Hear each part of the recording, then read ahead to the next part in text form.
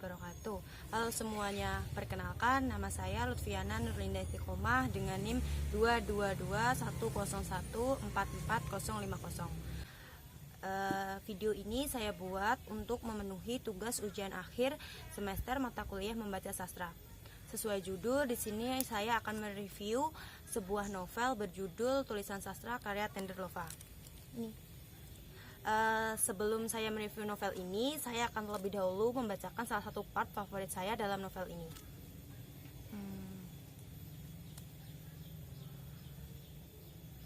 Definisi cinta itu banyak, kepada siapa saja tanpa terkecuali. Kedalamnya tidak terhingga, waktu yang menyertai juga tak dapat diduga. Bisa sebulan, 2 bulan, setahun, 2 tahun. Tapi yang pasti, cinta itu terlalu abstrak untuk diterka. Lantas bagi sastra, berapa kedalaman cinta yang ia miliki untuk orang-orang di sekelilingnya? Bisa jadi sedalam palung laut terdalam di dunia.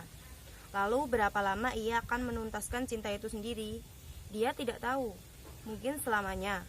Meski kenyataannya tidak ada yang selamanya.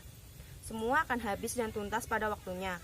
Masalahnya, siapa yang bisa menerka soal waktu? Makanya sastra bilang selamanya. Sebab bagaimanapun juga dia berharap begitu. Dia tidak ingin kehilangan, sebab pahit sekali rasanya.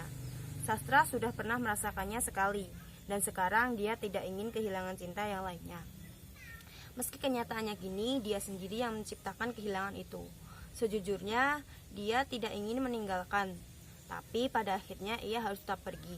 Seperti yang sering dikatakan oleh orang-orang, di dunia ini tidak ada yang abadi, tidak ada yang selamanya.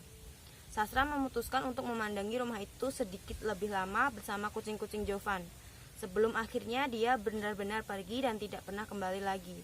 Lalu bapak juga memutuskan untuk duduk di sebelahnya, mengusap rambutnya seperti dulu sebelum beliau tiada. Kamu tahu bagian paling sulit menjadi manusia? Bapak bertanya setelah sekian lama larut dalam lamunan. Sastra menggeleng. Meski sepertinya ia tahu, dia tetap menggeleng.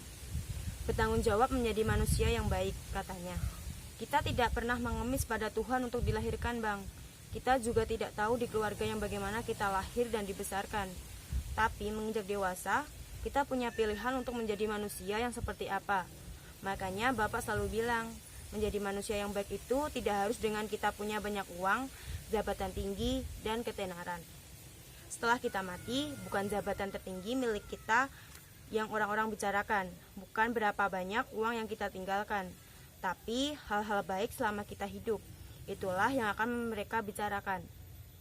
Kayak wangi yang Bapak bilang waktu itu ya. Bapak mengangguk.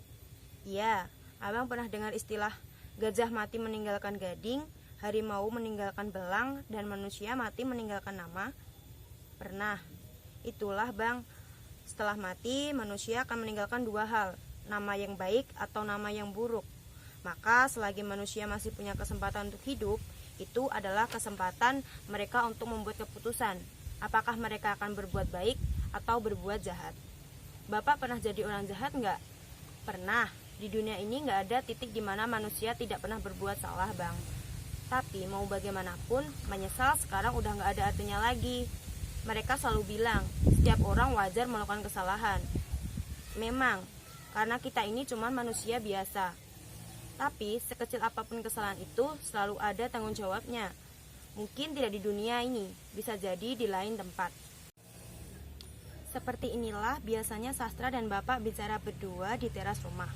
Klise, hanya bicara soal hidup, cinta, dan manusia yang terlibat di dalamnya. Tapi meskipun sedikit kuno, sastra nyaris tidak menemukan seseorang yang mampu mengajarinya seperti halnya Bapak. Kini, sastra bisa dengan leluasa memeluknya. Rindu yang ia pendam selama ini tersampaikan dengan cara yang tak terduga. Dan setelah sekian lama, akhirnya mereka bisa bicara mengenai banyak hal lagi. Terima kasih sudah menjadi bapaknya Abang ya, Pak. Bapak sedikit tergelak. Terima kasih juga sudah jadi anaknya Bapak ya, Bang. Meski yang terdengar setelahnya hanya suara serak milik Soleh. Sebelum senja berakhir, ketiga kucing itu berlomba-lomba naik ke atas pangkuan sastra dan Bapak, mengeong dan seakan-akan berbicara bahwa sampai kapanpun mereka tidak akan pernah saling melupakan. Yang pergi biarlah pergi, yang tinggal sudah semestinya dijaga. Bapak tersenyum sumir, sesekali membelai kepala Multo yang kini mengeong manja. Novel tulisan sastra ini ditulis oleh Tenderlova dan diterbitkan pada tahun 2020 oleh penerbit Lovris. Novel ini menceritakan kehidupan tokoh bernama Andika Sastra Gautama yang kerap dipanggil dengan sebutan Sastra. Sastra memiliki 6 saudara yang dimana semuanya laki-laki dan kerap menjadi bagian penting dari cerita ini, yaitu Bang Tama, Mas Eros, Mas Jovan, Nana, Ceta, dan Jaya. Keenam-enamnya mempunyai ciri khas masing-masing, punya kelebihan dan kekurangan yang kalau digabung satu keluarga bisa saling melengkapi. Tinggal bersama bapak, mama, dan saudara-saudaranya di dalam rumah sederhana, banyak memberikan pelajaran dalam hidup sastra. Pelajaran hidup lebih sering ia dapatkan bersama bapak saat duduk berdua di teras sembari mengopi. Namun Pak Suyadi telah berpulang saat Jaya masih kelas 3 SMP. Sosok yang paling kehilangan setelah mama yaitu Sastra. Andika Sastra Gautama selain mencintai keluarganya, dia juga sangat mencintai musik dan Sahara, kekasihnya. Menggelar pertunjukan solo sebagai seorang pianis dan disaksikan keluarga serta Sahara adalah salah satu impian terbesarnya. Baginya, impian sama halnya dengan tangga nada dan keluarga adalah garis para nada.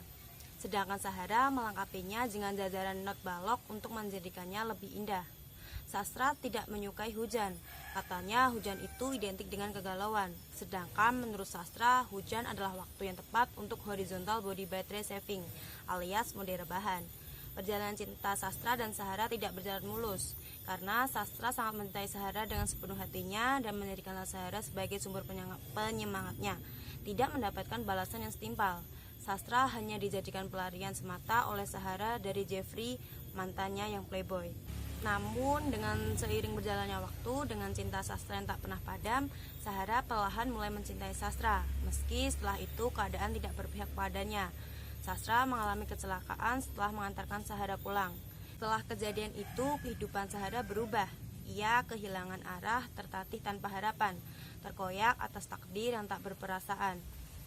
Hal yang membedakan novel ini dengan novel lain yaitu kisahnya yang seolah membawa para pembaca mengamati secara langsung kehidupan dalam rumah keluarga Pak Suyadi tentang perjuangan cinta Sastra kepada Sahara hingga akhir hidupnya.